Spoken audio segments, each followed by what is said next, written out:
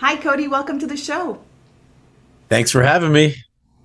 I'm so excited for you to be here and super excited to geek out on the topics we're just about to dive into. And so, you are a quantum life and health coach. I don't think I've heard this term. So, quantum health coach and quantum life coach. So, maybe before we begin, we'll have you introduce who you are and maybe share what that means. And we'll get into why, as well, you got into the space of wanting to help people in the way that you do. Yeah. Yeah, I'd love to. I was at 17, I joined the military. By 19, I was a tank commander, and I had some pretty severe illnesses and injuries that led me to doctor's offices. My hands were numb. I was losing feeling. I had asthmas and allergies, and it was a point where I started having heart problems. And my experiences going to the medical doctor, I didn't know anything about health, but I went to cardiovascular specialists and nerve specialists. And like most people have experienced, they didn't find anything, but they sure gave me a pill. Now, I didn't know why I should not take a pill or not take a pill, but it intuitively didn't feel right like a lot of people feel. He goes, something just doesn't feel right. And my mom, had referred me and said, your great grandfather was a World War II veteran. You should go to a chiropractor. And so at the time, I said, I want to see a real doctor. I don't want to see a fake doctor. But Huh. I went anyway because no one else was doing anything. And he said, you've got a pinched nerve in your neck. And I said, that's not true. I'm sure. I already saw a neurologist. And he said, neurologists don't look for that. I'm like, come on, that's not true. He did an adjustment with me. An electric shock shot down my arm and hand. And after it was between 3 to 6 months, I had various numbness in my hands and started losing strength where I couldn't actually lift these 100-pound bullets into the tank when we were doing 3 a minute doing this. So eventually I just was that moment happened. I was like, oh my God. I saw him for a few more months and my heart condition went away. My lungs, my asthma after I Wow. was 12 years old went away. So I said, okay, I'm going to be a chiropractor. And that's what really initiated me into moving towards natural health and the hypnosis of our healthcare system right now. So that's what got me started and that's what got me going. In chiropractic school, I was exposed to a work called concept therapy. And if someone looks that up, they won't find much there. The institute is still there, but the guy developed this work in 1930 Oh, wow. and he had a 7-day enlightenment where he didn't eat, sleep, or drink and had these cognitions. He spent the next 30 years trying to teach people what he learned in those 7 days. And that's where I first learned I was basically 21, quantum physics and metaphysics. And that's all I think got wired in. So I had combined for years quantum physics and what to say I was a chiropractor just probably is kind of a downplay because it's the influence of our energy in our subconscious mind amongst someone else. Really, the chiropractic was just a way to deliver it, right? Yeah. Right. Oh, so powerful. I love this. Okay, so let's expand on this because someone's probably listening and saying, well, what do you mean about quantum physics and how is quantum physics relatable to chiropractor and how do you even integrate that as a form of treatment? Right, right. So, since then, I had sold my office 7 years ago. And so the reason being is I got a message from Source Intelligence to start helping people in a much greater way. And so that's kind of how I moved into this whole weight loss space. When we look at quantum really means the smallest unit of energy that you can perceive or measure. Now, there may be smaller things, it's just what we're able to perceive. And most people know that, they understand the old atom atomic model of atoms. And then we know atoms are made of subatomic particles.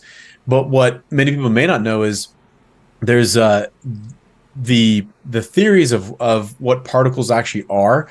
We're finding that the thing that makes up you and me, and I know as you know, Sherry, are mostly empty space. Yeah. So it's 99.9999% empty space. So we are most empty space. So what the hell are we? And this is where it gets really interesting because this is not hooey fooey out there spiritual stuff. This is what we know. And Yes. this is old information, but it really hasn't been incorporated into our lives, I think. So that's what I love doing. So wave particle duality means that our lives and everything is energy. It's wavelengths, but things become very fixed. Our life becomes very fixed and dense. Let's use the word dense when we add charge to it. So let me explain this. Charge is where we have a perception that something's good or something's bad. Mhm. Both of those are an illusion. But the illusion of good and bad, positives and negatives, are what make up our reality. Mhm. So our reality wouldn't exist if we didn't have the good and bad. But the challenge is that everything has equal good and bad. There's nothing in this universe that is more good than bad or more bad than good. That's challenging for most humans to grasp. Yes. An example would be for an American, 9/11. You go, I have people go, well, 9/11, Dr. Goldman, that's all bad. And they go, no, not if you were in that plane and that's what you were literally following your mission from God. You were all good. Mhm. And killing those people wasn't bad. You see, it's a matter of perspective. Yes. So the good and bad is just literally it doesn't exist. So here's why I say this. Quantum coaching, which is a coin that I actually termed, and we have a quantum life mastermind that we actually coach people in. Quantum coaching is this level of awareness where when you look out into your reality, the things you've criticized are the things you will eventually become. Mm. This is very important for people to hear. Mm. Mhm. I work with women and women go, men are all assholes. They're just jerks. Mhm. Right. And they go, oh shit. The more you literally label those men, the more you get it. So the whole secret law of attraction was all backwards. Mhm. It's Yes. if you push down your negative, you push down negative and you think that you're all good, you're literally polarizing yourself to the negative. Right. So this is where the little bit of quantum coaching comes in. Right. So good. Yeah, I love how you explain that. So beautiful, and actually a very different perspective than I would normally hear. So I appreciate that so much. But what's super interesting also about quantum physics, I think, and just this whole concept of it is the amount of control that we actually do have once we understand how it works. And I don't think it's the law of attraction. I think actually if we look at it and boil it down, it really is the law of resonance, because it's what we are sending out and we're receiving our match. And to your point, the more we avoid something or resist something, or the more we don't want it, and the more we criticize and the more we engage in negative self-talk, the more of that we make, the more of that we receive. And that's also my approach as well to helping transform the physical body, is just understanding that we are whatever we're going to say we are. If I want to transform my health, but the majority of my attention and focus is given on the fact that I'm not strong enough, I'm not this enough, I'm not that enough, I need to change all these things, I'm constantly criticizing, deciding that everything is bad, it doesn't look good, then how can I shift into attracting more of the things that I actually do want, and the things that I am deserving of? Yeah. Yeah, if there's one thing that, when we first started coaching people, one of the first things I do is help them to find hermetic principles. Right. There was a Greek god named Hermes Mm-hmm. who was actually an Egyptian god named Thoth Mm-hmm. 5,000 years before. But the seven hermetic principles are what you're talking about. One of them is the law of resonance. Mm-hmm. So you have the law of polarity, which is what I was describing. Everything has equal positives and negatives. You have law of rhythm, law of polarity, law of gender. These things are so powerful to be used in people's lives. So basically, when I was talking about that positive negative charge, the for years I was like, probably like, some of the listeners, I was really interested in manifesting, and I was really also angry at it, Mm-hmm. because I found the more I put attention on things I want, honestly, I didn't get it. Mm-hmm. And if you really talk to someone, if you wanted to just change your life, and if it just is a matter of changing your mind, just change your mind. Mm-hmm. But there's a little thing called emotions and energy that you have to address. It's Right. not about just mind. And so it's interesting because the more charged, the more fixed, the more likes and dislikes a person has, the less able they are to change their reality. The more charged, the more dense reality becomes, the more you start to realize that the thing you hated has just as many benefits and drawbacks. You start realizing it actually starts to move into the quantum. In other words, it moves less from particle and more to wave, and then you have more ability to change or control, like you said. Mm-hmm. Wow, so good, so good. And that just brings up some thoughts in my mind just around our emotions. And we label certain emotions as good emotions, the ones that we seek to always have. Like, I want to feel excited, I want to feel joyful, I want to feel happy, I want to feel special, I want to have all these feelings that are high vibration. And then we also then coin negative emotions as something bad that we want to avoid. So somebody passes away and there's immense sadness and we want to avoid that. Or we have a traumatic event in our life and we want to avoid that. And again, we label that as bad. And so the goal is to move away from something that is painful or bad and then move towards something that's pleasurable, which is what is actually driving human behavior in general. Yes, and in of course our weight loss company, this is what you just said is instrumental in the coaching. I think you and I talked about this, but 80% of weight loss programs fail. And the reason I'm bringing this in is because of what you just said. What you're addressing is a part of the brain called the amygdala. And the amygdala is literally wired in from animals. So it is part of our brain that's been developing for millions of years. And the amygdala is there for survival and is there to avoid pain and chase pleasure. So what I find is, for example, sugar. Our manufacturers and our food companies pump your and your family's food with sugar. Yes. Pump yogurt, beef jerky, cereal, the whole gamut. And sugar has an effect on the brain to release dopamine. Dopamine is the chemical that tells you did something good. So you get rewarded every time you eat sugar. Right. And then people wonder why, I don't know, I can't stop the sugar. Right. So that's one of the first things we do is we get people off sugar. But the reason I bring this thing up is, how do we get people off sugar? Well, we have people deal with the emotions. And I think you're going to really appreciate this. Yeah, I think I know where this is going. I love it. Yeah. Well, I was 3 years ago, I started channeling. And that wasn't something I ever planned on doing. I started having a voice talk to me. And it actually wanted to show me how to move energy through, which I had never done before. I thought I did it, but I didn't. And what it showed me was what you just said. When frequencies come in you, immediately the two things happen. One, your mind gives it a story. Second, your heart, which we'll use the word heart, gives it a label of an emotion. Okay. So frequency comes in and you go, bad. This must mean I must have break up with somebody, whatever. That's what happens immediately.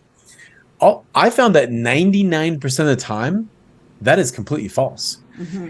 Because energy does not have any good or bad. There isn't a good or bad energy until a human refracts it, right? As you know. So this is why it's so important. When I love doing this with people, when they first start our weight loss coaching program, about day 3 is when they go, Dr. Golman, I know I'm not going to do it, but I just am really craving some sugar. And I go, fantastic, this is perfect. So here's what I want you to do. I want you to go sit on the couch, and I want you to dive in the pain of not having. And they go, they've never done that before. Because like you said, our amygdala is avoiding pain.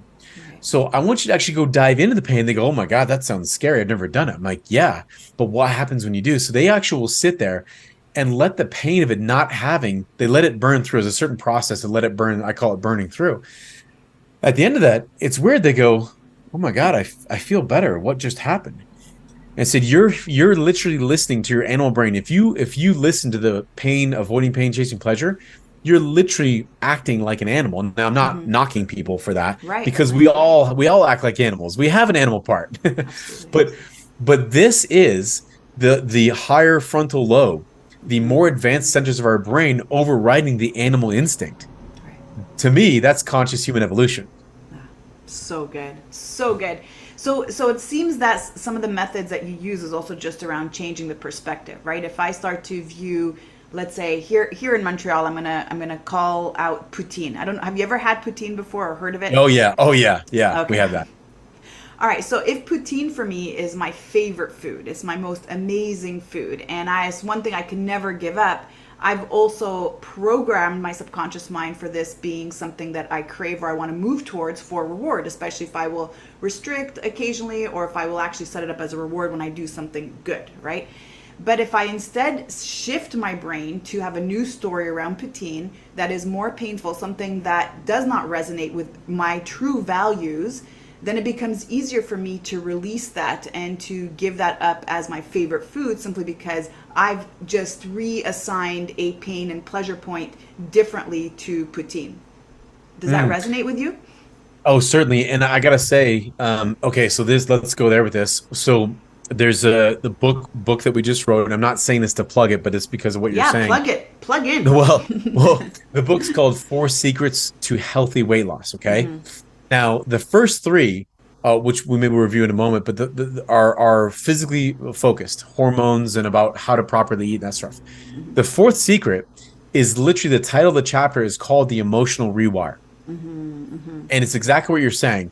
And I honestly, I think you would really appreciate this. We use a quantum physics technique. I spent 10 years understanding the subconscious mind, but there was something I was really, really missing. Okay. I learned to rewire my brain via inductive and deductive reasoning. I learned how to do it with both repetition and emotion, but there was something I was really missing. I truly never allowed myself to feel an emotion. Right. That's something I really, really want to point out because this process of what you just said, I found, and I've seen other people, if you make the process of rewiring your brain a mental thing, it has very little impact without the emotions. Right. The heart. So for me, I was Dr. Cody Golman and I was changing my mind, but I wasn't letting myself actually feel truly. Like I wasn't letting myself, if I go through a breakup, I was shoving my feelings of heartbreak Yes. down and making myself feel good and go, you know what? It's all good. I'll meet another woman. I'll be happy. If you shove that shit down, it is whatever you repress, it will Yes. express in your life. So, Oh, yeah. so yes, I believe in what you said, and there's some other pieces that I had to put in to make sure it was complete.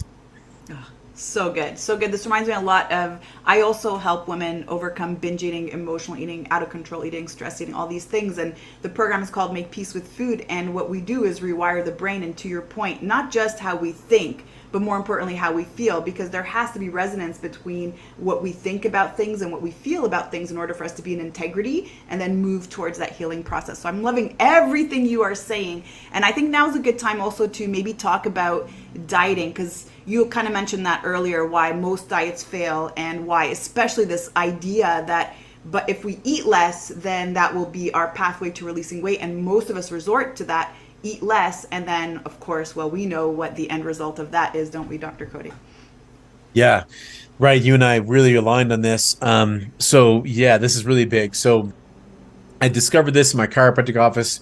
I was helping people with severe illnesses. I've had people heal of cancers and all kinds of stuff, but I saw patients doing these weight loss programs in America. Yeah, we have Jenny Craig and Weight Watchers, and we Right. have all these programs that are counting calories. And what I find, yeah, let's go over that because I think this will really align. So Let's go good. over the secrets, okay? So this is which the secrets are perfect. The four secrets. Number one, the first secret is deciding what kind of weight you want to lose because people go, I want to lose weight, but that's really a problem because you have fat and muscle and water. Okay, so here's what happens. Um, let's say we were a cave people, and I just went and shot a deer, and we ate a deer and we were really all full. Now the problem was we didn't have McDonald's and Safeway and grocery stores, so we didn't know if we were going to get some food. So your brain, our brains, so intelligent, there's something called the anti-starvation mechanism, which I know you're familiar with. The anti-starvation mechanism says, if I don't get food, I'm going to store fat. But I want people to hear that. You're going to store fat if you don't get food. So what I find pretty often is I have a lot of consults with people who are fat and starving themselves. This is honestly 99% of people. And they go, Dr. Golan, I eat vegetables and lettuce and salad and I'm gluten Right. free and I'm always free and I fast. Oh my God, do I love fasting? And they go, you love fasting, but you're 30 pounds overweight. Why are you doing it? Well, it's because it's supposed to be so good for you.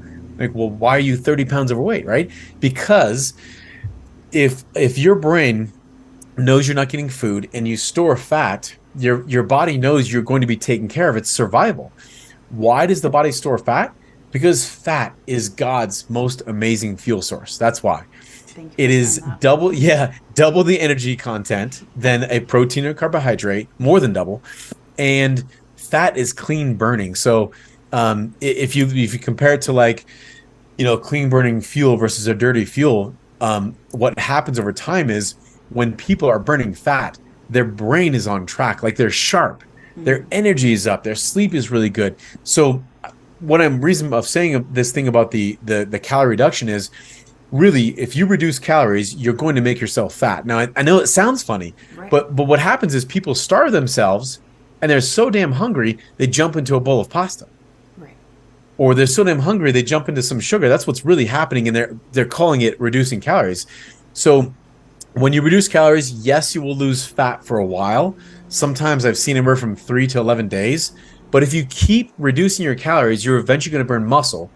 Your body will dig into protein storages, and you will feel like shit, which I find most people do feel really bad reducing calories. So yeah. Right. Wow, that's so good. And I think even just to maybe add one more layer to that. So we're reducing calories and we're trying to have the body release weight because of this caloric deficit, which hopefully is going to tap into our fat stores in the body. But of course, that backfires because the body is wired for survival, so it's never going to let you die, right? It's never going to let you perish. And then on top of it, when we add a layer of exercise, so now we're restricting calories and we are doing intense exercise. Now the body's like, oh my God, there is a massive threat. Not only do we not have food and there is a true scarcity in the environment, but now we have to migrate to the next village, and who knows what's going to happen. I don't know if I'll be safe there. I don't know if there's going to be resources for me there. And then the body further becomes resistant to releasing that fat. Mm. That was well said. I like that because it really, I think those examples of being in the village and moving, it really helps people. You nailed it. This is one of the reasons that exercise, if you're already reducing calories, Right. in my experience, I found exercise is honestly so unhelpful. You're basically putting yourself further over caloric burn.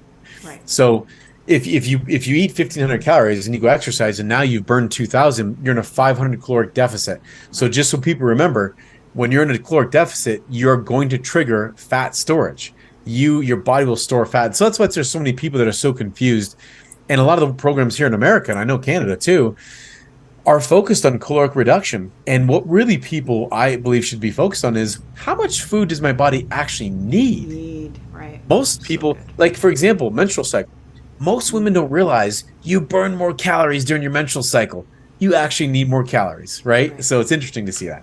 Oh, so nice for a man to say that and to share that. Oh, that was so refreshing. Listen, I have had more menstrual cycle conversations as a doctor than most women Right. would want to know.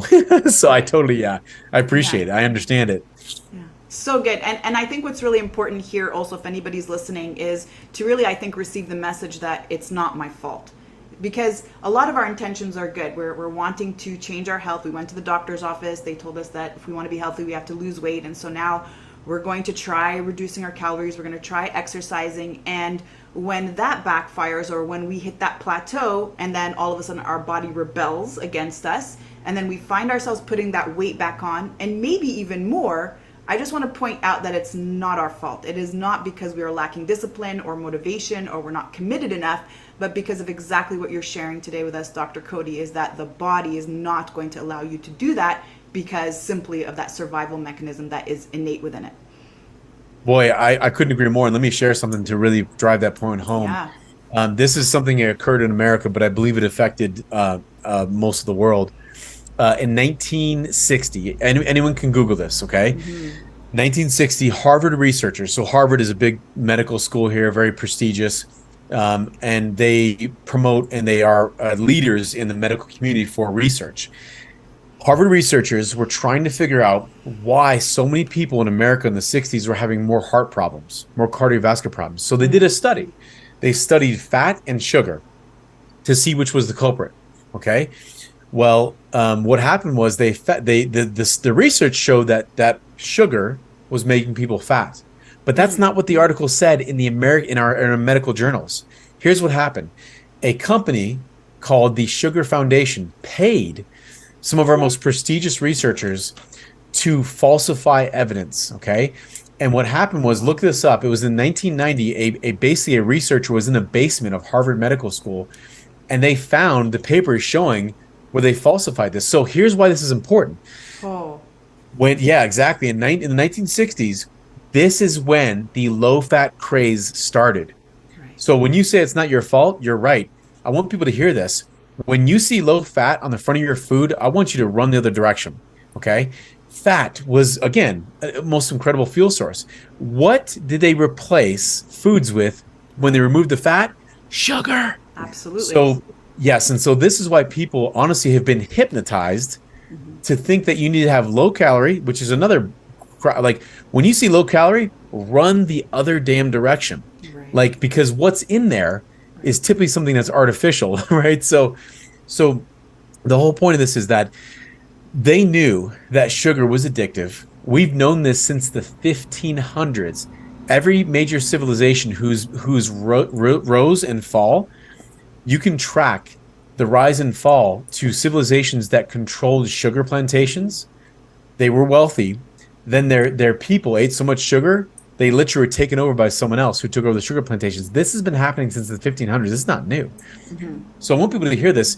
Your family and your kids, they've been pumped full of sugar. So when we say it's not your fault, this is very important because this leads us to something that your body eventually becomes efficient at burning what you give it.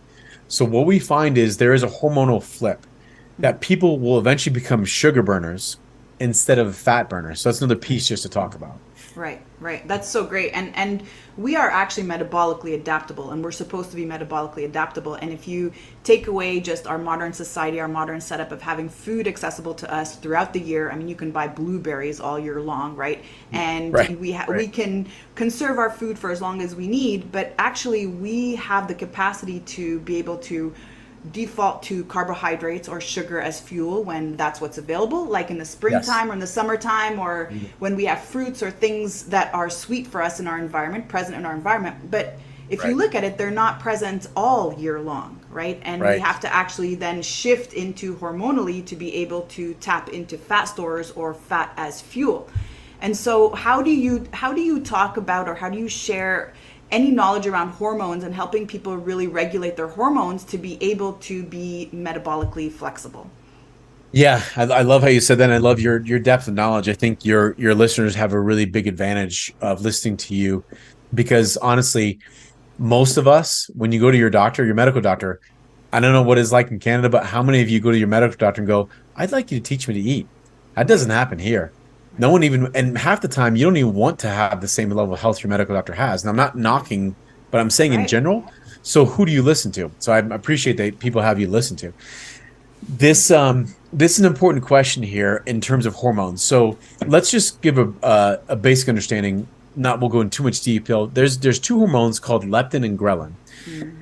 and they're very important. Leptin and ghrelin. And by the way, for the men listening, if there's men listening, you have leptin and ghrelin also. So everything that I'm saying applies to you. I mentioned this to you before we got in the podcast.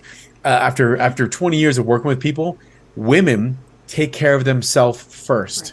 Hmm. We men, we do not take care of ourselves. I'm telling you, as women are always at the forefront of taking care of themselves, and then the men follow. Okay, Right. so leptin and ghrelin are two hormones that are responsible for telling you when you're full and what to eat when, but also what kind of fuel you're burning. So here's what I find, Sherry, is basically in America we had something called the food guide pyramid. And Yes. at the bottom of the food guide pyramid, for 30 years, this is what it said. This is disgusting. It said 6 to 11 servings. In other words, most of your servings of food throughout the day Right. should be bread, cereal, rice, and pasta. Yeah. Might as well dump sugar in your system. Right. We're the same in Canada, by the way, Okay, Dr. okay, Cody. Just saying. okay, I okay. know. I I'm thought with so. I you. thought so. Wow. I have a few Canadian clients that I work with because our program's virtual. We don't need to have a clinic anymore. So, so what happens is whatever you give your body over time, it becomes efficient, and that's a beautiful thing because of what you said, because of the adaptability. However, when you look at your kids' yogurts, full of sugar. Look at your bun on your hamburger, full of sugar. Look at the weight loss shakes you may be drinking. Like I'm telling you, it's insane. Yeah. So over time, with so much sugar being pumped in, here's what happens. The part of your brain called the hypothalamus.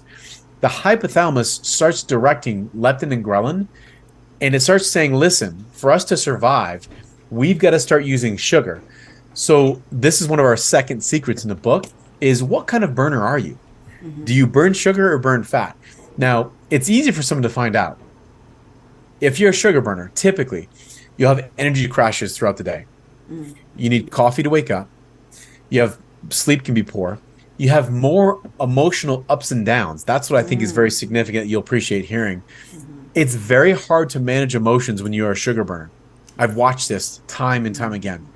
Very challenging. And this is one big other thing. It's really easy to see. You're storing fat on your body, meaning your hypothalamus is not recognizing fat as its primary fuel source anymore. It's recognizing sugar. It goes, listen, I'm going to store this fat because we're only getting sugar. I might as well store the fat because it's my great survival mechanism. I'm getting plenty of sugar. I'll just use that. So that's when a hormonal shift happens. And so that's one of our second secrets is we actually change. We take 40 days to actually flip someone's hormones and make sure they go back to burning fat, which by the way, pretty much every human being that's born, they're born into being a fat burner. You're not a sugar burner when you're put on this planet. So that's key for people to know. So good. I love this conversation so much. I'm just so enjoying talking to you. I think it's one of my favorite conversations ever. By the way, I have to tell you that. I just needed to insert this right now. You're just this gorgeous light of information. Okay, so let's go into addictions now, because I think this is important, and not just maybe food addictions, because I think the pattern in the brain looks similar regardless of what the substance is. But what is an addiction? First of all, let's define it. And why do we become addicted to something? And is there a way out that does not require, for example, us to go to a particular center or to really get a higher level of assistance? Is this something that we can actually overcome on our own? Okay. Love that question. And I think we can just really drop in and a lot of times sometimes I'll lighten up these subjects, but I don't think we need to with you and your audience. So I'm going to redefine this so people can think a little bit differently about this. And probably you have already done some of this, Sherry. First of all, let's make a more simple definition. An addiction is anything that fulfills your top three needs. So it's interesting when you look at it. We can look at it different ways, but there's an old human needs psychology, and I really love it. It's wonderful. There's 6 human needs. So there's things like certainty, the need for certainty, the need for uncertainty. Then you have love and connection. Okay. Then you have contribution. You also have spiritual or higher connection. But it's interesting because anything that fulfills your needs and anything that's been linked to the things that are very aligned with you, which by the way doesn't mean it has to be good or bad, you will be addicted to. And so people don't traditionally think about addiction. People go, oh, it's drugs and alcohol, but it can be certainly anything. Sugar. You can be addicted. For a while, I was addicted to beautiful women. Seriously. It was something that I didn't realize I was so addicted to, so I couldn't see a woman for who she was. It was like all I could see was beauty because I couldn't see my own beauty. That's a really key thing. Okay. So very important when you look at it. So when you look at that definition, how do you rewire? Okay. And I'm going to give you an approach that I think is so different than has been done before. I haven't found, I don't want to knock it, but a lot of the addiction centers, I don't think that chemicals are a good way to overcome an addiction. You're pretty much giving up one addiction for another. Now, everything does have its benefits and drawbacks. There are a lot of drugs that people use to overcome other drugs, but then they become addicted to that drug. So it's important to understand, first of all, that perception, the ability to, first of all, feel an emotion, and also understand what perception is, okay? So first, step one, I noticed that most people, as I mentioned in the very beginning, are not okay with feeling pain. I just want to really address this. So when you feel into the amygdala of course avoids pain and chase pleasure, and that's what we did as the animal brain and still does. But if we avoid pain, we are missing out on probably some of the most amazing learning and growth opportunities that are there. If someone really thinks about this, if you think about your life, where have you gotten the most growth? Have you gotten the most growth because someone was uplifting and they were happy and they were really, really, or did you get most growth when the shit hit the fan and you were doing, you see what I'm saying? Yeah. So if you aren't okay with going through hell, you're not okay with growing. So when we will avoid pain, what happens is we start becoming addicted to the release of neurotransmitters in the brain. So things like sugar, and sex. There are many different drugs that will release dopamine. Okay. And so again, I love to teach people to actually sit with an emotion, especially a bad one. I have people, I have had friends of mine who are men who are cage fighters. They're mixed martial artists. They fight. Okay. And they asked me, "Hey man, I heard you talking about this emotional thing. What are you doing?" I said, "Man, I'm sitting with my anger for the first time." And this is what these guys tell me. They go, "Oh my God, I'm not going to do that. That sounds scary." Like, you'll sit in a cage and you'll fight another man and get your face beat in, but you won't sit with anger. Right. And this is the truth. And of course, this doesn't apply to just men. This is women. But I love this example because we think it's tough to Right. not feel, and it is not tough. It's one of the weakest things you can do. Right. Oh, So, me being someone who didn't feel my emotions for many years can say this out of certainty is letting yourself sit with pain is such a beautiful thing. To sit with feeling alone is more terrifying than being in front of someone with a gun to your head. I can tell you. But I can tell you, on the other side of pain is a bliss that is beyond what dopamine will give you. In other words, what's in between pain and pleasure, what's truly there between pain and pleasure, is so much better than any pleasure you can ever imagine. So that'll be a little bit to get us going. oh, so good. So good. You know, I had Dr. Cody the pleasure of sitting down with Michael Singer. This was, I think, I'm going to Oh my say in God, my favorite. in 2020. This was right before the pandemic. My God, what perfect timing! Wow, And so amazing. this was, I had lost my mom June 2019, and then I went to see him. My goodness, it was like like maybe 2 weeks before everything shut down. So one of the questions that I had asked him was, I'm dealing with the death of my mom, and of course, just trying to get through the grieving and all that. And one of the things, he's kind of funny, right? When he talks, he's like, well, just get over it. And like, he kind of does like this giggle. So one of the things that he had said to me when I asked him that was, well, just breathe into the pain. And like, that's all you need is to add breath. So we have pain, we experience pain. And if we start to just notice what the body's doing is we're lifting up our shoulders, we're starting to thoracic breathe, we're not even extending the whole diaphragm, we're starting to sweat, our physiology is completely changing. But with that fear or with that doubt or that uncertainty or that sadness, whatever it is, or that anger that we're feeling or jealousy, whatever that is, when we learn to just breathe and breathe into it, and we can still sit with that emotion and breathe until we change the physiology of the body back to relaxing, is how we remove the layers. As he says, we have this beautiful light that we all have within us coming from our heart, and we can open it up and expose it. And it's through our life experiences that we cover that, and through what you had mentioned earlier about suppressing every emotion and not letting ourselves experience it, do we continue to push it down. But sitting in this place of breath and just learning to be okay with that negative emotion, and even removing the label of it being a negative emotion. It's just an emotion. It just makes me feel different than when I feel excitement or joy, right? Absolutely. I was given the Michael Singer's Untethered Soul many years ago, and I'll just be honest with you. I started reading it and I said, this isn't for me. I Right. don't have any of this stuff." And it wasn't until I think you'll appreciate this, but it wasn't until and right before the pandemic in 2019, I became very ill. I spent 6 months in bed. I didn't walk for 6 months. My brain was poisoned from parasites and bacteria. I Oh, couldn't spell my name. I couldn't tell the difference between a D or a B. And you want to talk about terror. I basically, when your body doesn't work and your mind doesn't work, where do you go? It's an interesting question that I hope no one really ever has to face. But because I was in this place, and I used all the metaphysical stuff, all the knowledge, none of it did anything. Nothing. right. Nothing. Right. And so you start praying to Buddha and Allah, and I wasn't religious. I prayed to anyone who would help me. Nobody answered. Well, what happened was there was a point where I went so much into terror, I wanted to kill myself, and I tried multiple ways. And I finally realized killing myself was actually avoiding the pain.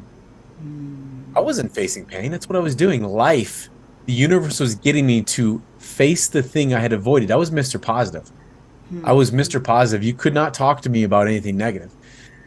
When I laid there, and I don't, I mean, if someone can just imagine being in bed for 6 months. I was always an athlete and a bodybuilder. It's Right. it's the worst prison you can ever imagine. And I just said, what if I just go in to the darkness? What if I go into the death? What if I go into the thing I think I'm avoiding? And that's what I did. And I had read The Untethered Soul about 8 times while I was sick, which now I was ready to listen. Do you see? Now I was ready Yeah. to listen, right? Yeah. And I kept reading him. And I read these chapters over and over, going, what is he talking about to go in? And then it just clicked, and I said, I'm just going to go in. I went into the darkness, I went into death. And in that moment, tens of thousands of dollars of treatments and stuff did not do anything. But when I went into the darkness, I started finding true life. This is why the message of going into darkness, I don't know if people, when people listen with their mind of what I'm saying, the mind won't understand what's being said here. But you as a being can understand this. If you let the dark in, what I realized was me avoiding the things that I thought were bad was avoiding the other half of God. Because God is not good, is not bad. It is all of it. It is all of it, right? So letting, I can tears as this comes through. And Yeah. yeah, and that message, I knew, you're in the terror of being in this moment. Now it's like, oh my God, I know why I was chosen to go through this. I think someone else would have killed themselves. But I'm here to be able to tell people this, that your way to happiness and beyond what's really in between the happiness and sadness is to go through the polarity. The polarity is the illusion. Happy and sad are both illusions, but the bliss in between, there's nothing compared to that, right? That was so beautiful. I just have to sit in this a moment because that really just, that got me, that landed so hard for me today. And thank you so much for sharing. It's so beautiful. Mm. What bravery and what boldness and what courage and what faith and what surrender you must have to go into that darkness with absolute no certainty. And Yeah, I so think once, what came out on the other side, Dr. Cody? yeah, once, keep in mind, I was sick for a year and a half, so I was pretty stubborn.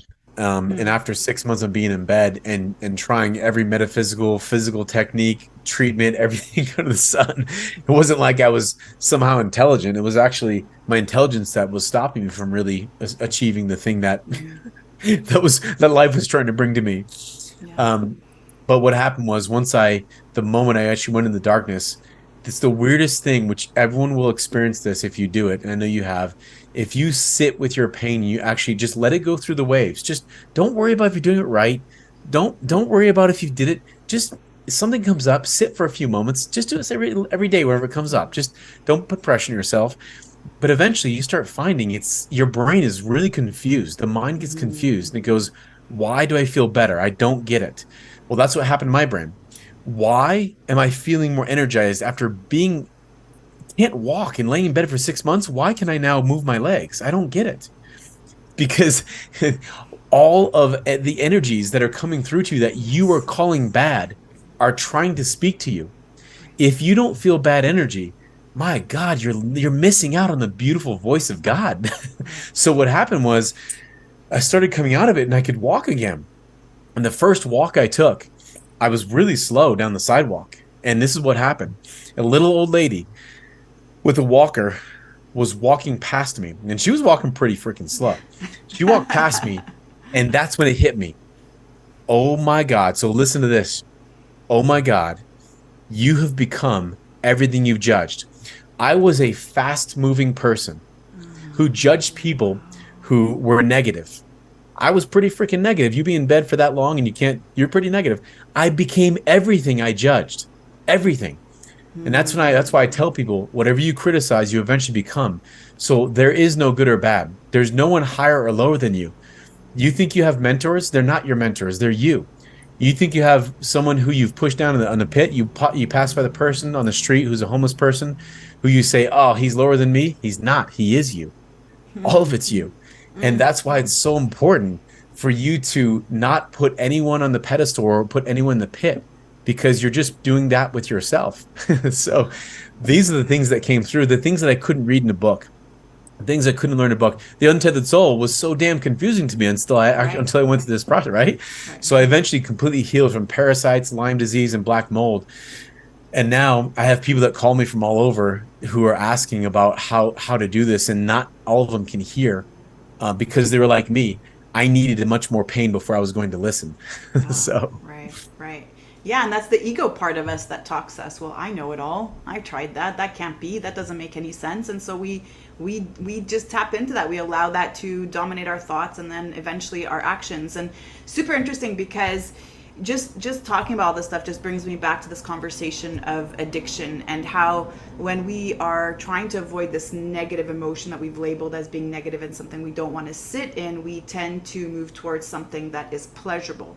And all these emotions are energies, as we started talking about maybe 20, 30 minutes ago at the start of this conversation. And all of these energies are frequencies and they become entrapped in the body. And so what feels really good is releasing them. Even though we're sitting in them and we're experiencing them, it's the only way that we can release them.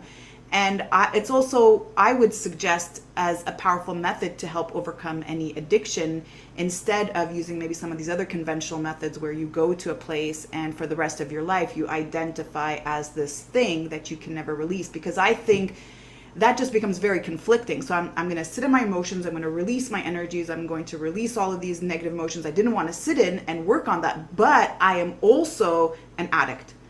So I find that there's no congruency maybe with those sort of thought processes. I'm just curious what you think around that. yeah, I love that. Let me drop some of this then in this point. So the first step we talked about is actually getting to sit with pain. So okay, that's Right. step one, which is a pretty big step. Yeah. But step two, you're gonna like this, and this is something I would never have perceived. Nothing is more bad than good, or more good than bad. Yeah. So one of the first things that I like to have people do is to actually find if someone, when you look at addiction, okay, typically someone is getting their needs met, right? Something is fitting their top three needs. So one of the first things I do is we will neutralize the thing. Here's what I mean by that is most people who going through addiction, they really have vilified the thing. Vilified meaning it's the devil. Alcohol's the devil, the heroin's the devil. But here's the interesting piece of this. The first thing we do is we ask someone, what's the benefits of the sugar? What's the Yes. benefits of the heroin? Right. And because when you punish yourself, it literally you make it the devil keeps talking to you, right? It keeps coming back. So when you start realizing, oh my gosh, I've been using, for example, sugar, to honestly, I've been using it. What's the benefit? Well, I haven't killed my husband.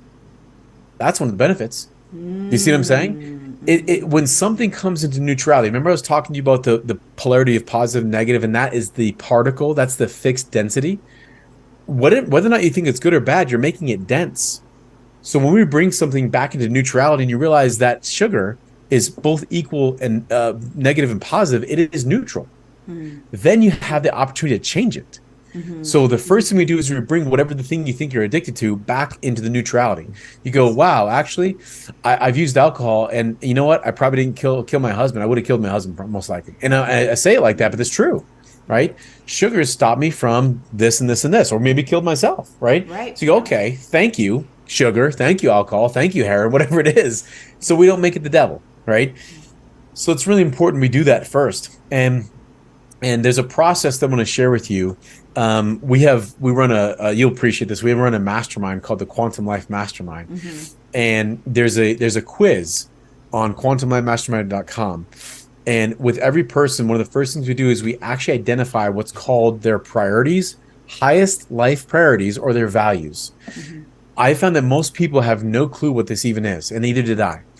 So there's a series of 13 questions, and there's a quiz that'll run you through it.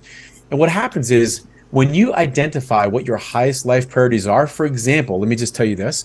My highest life priorities, number one, highest life priority, igniting and inspiring people. That's number one. Number two, knowledge and growth and learning. Okay, that's number two. Number three, third, almost everything is I love actually growing a business. Now that's you know me. Here's the thing. If I'm using a substance and it's aligned with my top high threeest priorities, you're not going to change it.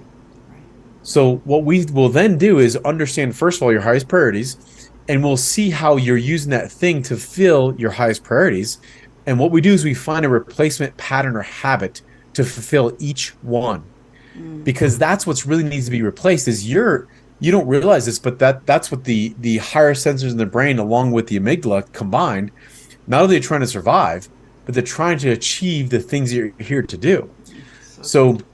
that is such a powerful thing to understand what your priorities are. And by the way, it's like a thumbprint. I've not found one person that has the same priorities. It's all completely Yes. different. So identify that. Understand the thing you're doing is not bad or good. It has equal neutrality, and then identify your highest life priorities, because then you can start. I don't use the word manipulating or changing what you're doing to fulfill those highest priorities. So good. I love that. I love that so, so much. And I actually want to ask you a couple more questions before we start to wrap it up today. And I feel like I actually could keep going for a couple more hours because all Me these too. conversations are so Yeah. good. Yes. You kind of mentioned earlier a little bit, you start talking about emotional trauma and traumatic events in our life and how that impacts our overall health and even the ability to release fat.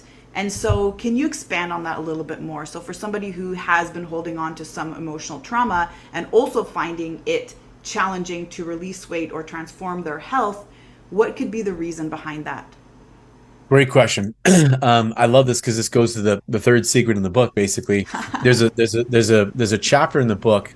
It's about how to reset your hormones, but the chapter is based on a woman that I worked with many years ago, and so the short of this is, because the stories usually get the gist across to people. I had someone lost a lot of weight with our program, and but she started gaining it back, which is a problem. I don't want to be that. I would never want to be that program that you lose weight and you yo-yo diet, because what's the point? Well, when she lost weight, this is what happened. I sat down, had a conversation with her, and there's a person who co-authored the book with me, Donna Parker, who is a amazing addiction specialist. She wrote the last chapter in the book, and who's the one who taught me these processes for addiction. We sat down with this person. We found that this woman, this girl, when she was younger, she was sexually abused by a male figure in the family. There was an unconscious strategy, as we started to uncover. There was an unconscious strategy to avoid male attention by becoming unattractive Yes. and gaining weight. So fat, many times, this is what's interesting. Listen, folks, your body is a loudspeaker of you. It is not the other way around. The body is never the cause. This is, if people really get this, this is a big deal. Your body's a loudspeaker. So what happens is people literally put on a personality that cushions themselves from the outside. And so what she found was, as a little girl, she stopped getting attention from men. Now, I'm not saying it's right or wrong, but this is what happens in the neural network in the brain. So when we started having her lose weight, we were excited, but the problem was her neural network said, "Oh shit, now I'm attractive to men," and she literally started getting attention from men when she lost weight, which was negative. So we ran the process that I mentioned to you prior, about rewiring the brain. We found her top three highest life priorities, and we started actually connecting attention from men with their highest life priorities. Because, yeah, right. Do you see how that works? So And good. so when we did this now, and she didn't know this was even happening, neither did we. Because if you lose your protective mechanism, that's not a good thing. Your brain goes, we are not going to survive. So we had to make sure we rewired this whole concept for her. So bottom line is, many times the fat is a cushioning, and especially the cushioning from things that have happened as a young person. But many times it doesn't have to be as a young person, it can be an adult as well. But emotions, I find, are at the root of all of this, Yes. and our inability, and maybe our not knowing how. As a kid, I was never taught how to feel emotions, but that not feeling emotion certainly seems to translate into the body. You cannot repress something. Whatever you will repress will express, and the first place it goes is in your body. So good. So good. I've loved every single moment of this conversation, and I'm so sad to be concluding today. But is there anything else, Dr. Cody, that you wanted to share that you didn't have a chance to just yet? Well, I just say I'm going to send you love. One of the things that happened when I was very sick, there's a book called The Five Regrets. I would have never read it because it sounds like a depressing book. It's a lady who spent 30 years in hospice with people dying, and she listened to the top five things people said before they died. And it really resonated with me, because when you're in a state of almost dying like I was, you don't care about how much money you make. You don't care about how much cars you have. What came to me was I never truly shared how I felt about people. And I made a commitment that I would tell someone I love them when I felt that. And so that's why I'm telling you, I love you. And I I appreciate you love for who you. you are as a being. Oh my gosh. Thank you so much. The feelings are so mutual, and you're just you've been the best part of my day, the best part of my week, and you're coming back on the show, Cody. That's I'd love final. to. That's for sure. We are friends for life. That is for sure. Thank you so much. You are a beautiful being. You're just a gift to us all, and I hope you continue to do what you're doing because that's so powerful. You have a radiant light, and it's so incredibly attractive and generous. And I appreciate your time today together. So many golden nuggets today. And on that note, if somebody wanted to reach out to you and to learn more about you, where could they go to do that? So, in regards to the weight loss program, it's called fast40weightloss.com. Or you can go on Amazon, actually, as of this week, and find the 4 secrets to healthy weight loss. That's right. And then also quantumlifemastermind.com are the three places if you want to reach out to us for any reason at all. Amazing. Thank you so much again. I love this conversation. Yes, thank you so much. I appreciate you.